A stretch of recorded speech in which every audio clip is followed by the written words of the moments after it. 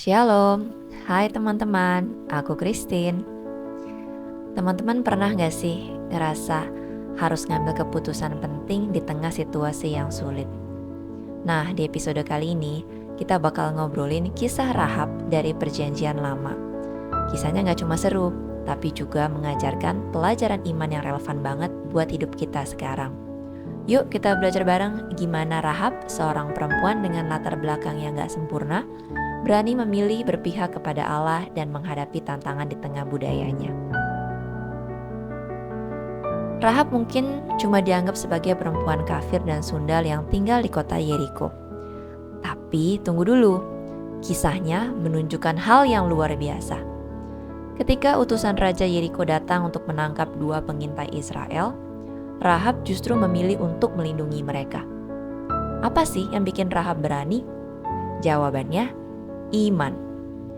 Rahab percaya bahwa Allah Israel adalah Tuhan yang berkuasa di langit dan di bumi.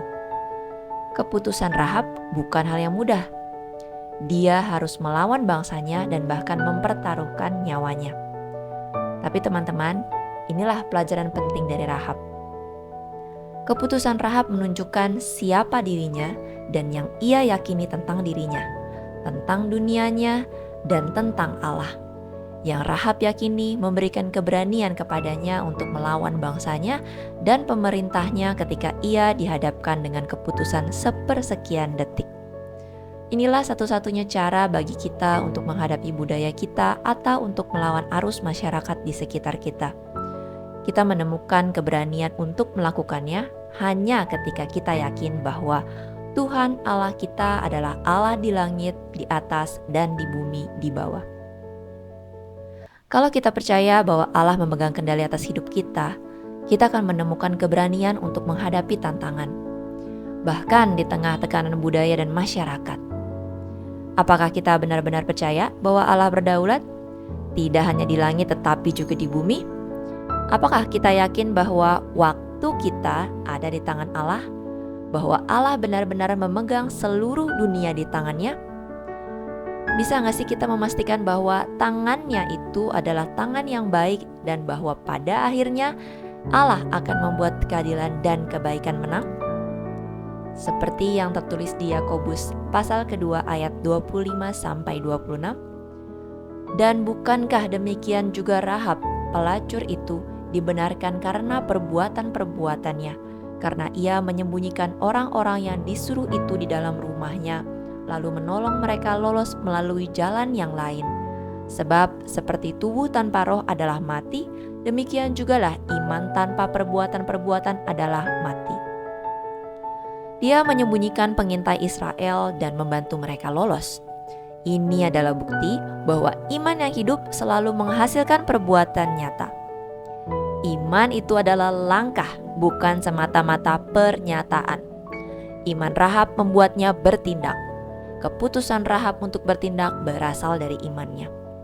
Teman-teman, yang menarik, kisah Rahab juga mengingatkan kita bahwa kasih karunia Allah nggak bergantung pada masa lalu kita. Masa lalu Rahab nggak jadi penghalang untuk dia bergabung dalam keluarga Allah. Dalam Injil Matius, nama Rahab dicatat sebagai salah satu nenek moyang Yesus. Rahab menikah dengan Salmon dari suku Yehuda dan melahirkan Boas. Boas kemudian menikah dengan Rut dan menjadi kakek buyut Raja Daud. Jadi teman-teman, ingatlah, masa lalu kita tidak relevan. Hanya masa depan kita yang penting bagi Allah. Pilihan yang kita buat hari ini, hari esok, minggu depan, atau bahkan tahun depan akan menentukan nasib kita. Keputusan sepersekian detik yang akan menunjukkan diri kita yang sebenarnya dan yang kita yakini tentang diri kita, dunia kita, dan Allah. Dan keputusan tersebut akan menentukan tindakan-tindakan yang akan kita lakukan. Dalam interaksi Yesus dengan para wanita di Injil, kita juga melihat belas kasih Allah kepada mereka yang dianggap rendah oleh masyarakat. Sama seperti Rahab, mereka diangkat martabatnya karena kasih Allah yang tanpa syarat. Jadi teman-teman, kisah Rahab adalah bukti bahwa Allah melihat potensi iman dalam diri kita, bukan latar belakang kita. Jadi teman-teman, Apa keputusan yang akan kita ambil hari ini? Apakah kita berani melangkah dengan iman seperti Rahab? Ayo kita renungkan dan ambil langkah nyata dalam hidup kita. Percaya bahwa Allah selalu menyertai kita. Tetap semangat dan sampai jumpa di episode berikutnya. God bless.